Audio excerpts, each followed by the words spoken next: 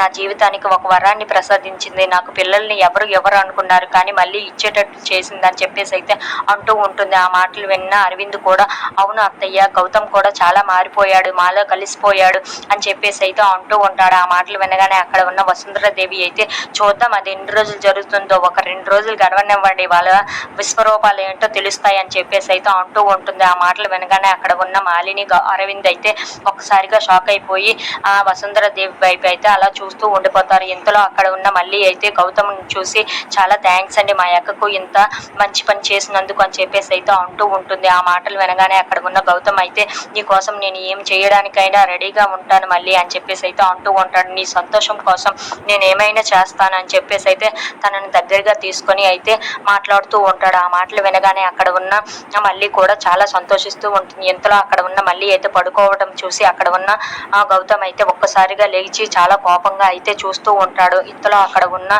గౌతమ్ అయితే వాళ్ళ అమ్మ దగ్గరికి వెళ్ళి మాట్లాడుతూ ఉంటాడు.